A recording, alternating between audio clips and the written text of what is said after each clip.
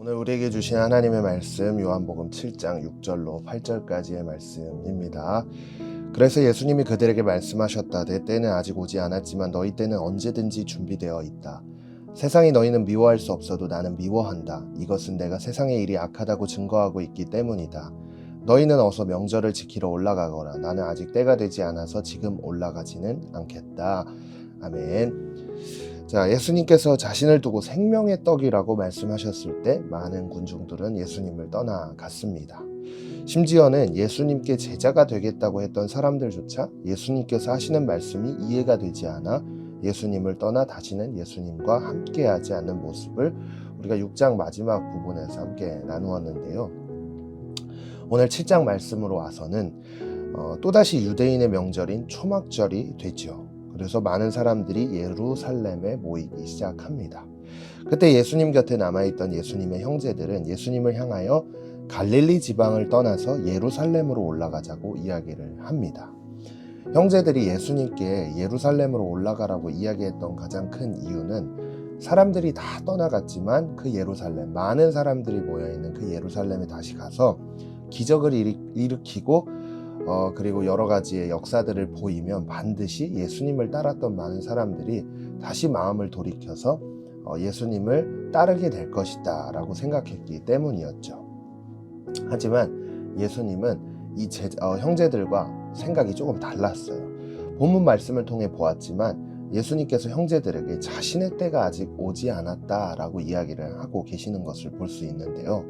자, 쉽게 이야기를 해보면 아직 올라갈 때가 아니야 라고 이야기하고 계신 것이죠.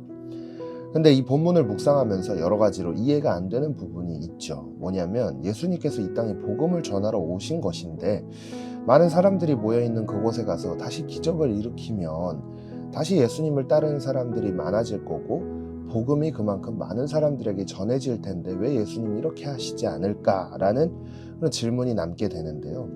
상식적으로 보았을 때 복음을 전하기 적합한 때라고 우리는 생각해 볼 수 있습니다.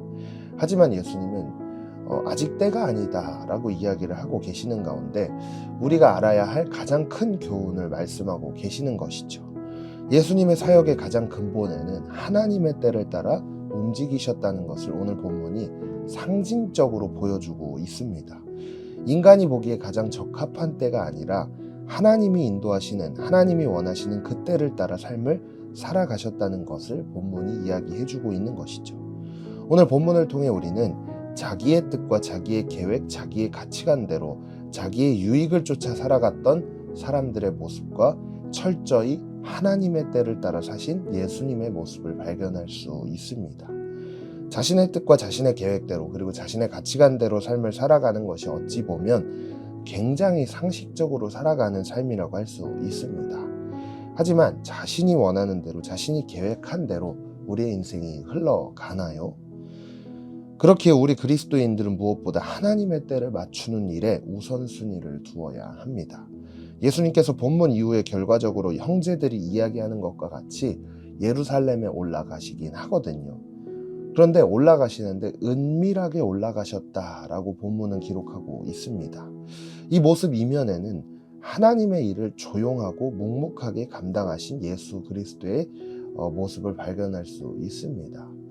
유대인들이나 다른 분들을 보면 자기를 드러내기 바쁘니까 어떻게 뭔가를 하나 할 때 굉장히 티를 많이 내는 거예요. 그런데 예수님은 아니었다는 거죠. 예수님이 영광을 받기보다는 정말 하나님의 뜻을 이루기 위해 삶이 거기에 초점을 맞춰지고 있다 보니 은밀하게 일을 하신 것이겠죠. 바로 이것이 내 뜻을 따라 삶을 살아가는 내 뜻을 따라 삶을 살아가는 것이 아니라 하나님의 때를 따라 삶을 살아갔던 모습을 나타내고 있는 것입니다.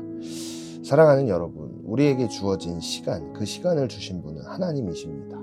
그렇기 때문에 그 시간 안에서 가장 지혜롭게 살아가는 방법, 그것은 하나님의 때를 살아가는 것입니다.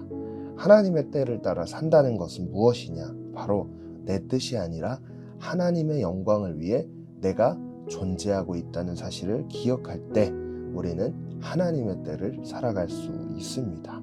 그래서 오늘의 삶이 하나님의 영광에 초점이 맞추어져 있다면 반드시 우리는 하나님의 때를 살아가게 된다는 사실을 기억하면서 말씀 앞에 결단하는 우리 모두가 되시기를 간절히 소망합니다. 기도하겠습니다.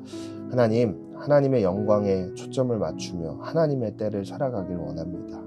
하나님의 때를 맞추는 일에 우선순위를 둘 수 있는 우리 모두가 되게 하여 주셔서 나를 드러내고 내 뜻과 나의 계획대로 나의 가치관대로 살아가는 것이 아니라 하나님의 뜻과 하나님의 때와 하나님의 비전을 따라 삶을 살아가는 우리 모두가 되게 하여 주시옵소서. 예수님의 이름으로 간절히 기도했습니다. 아멘.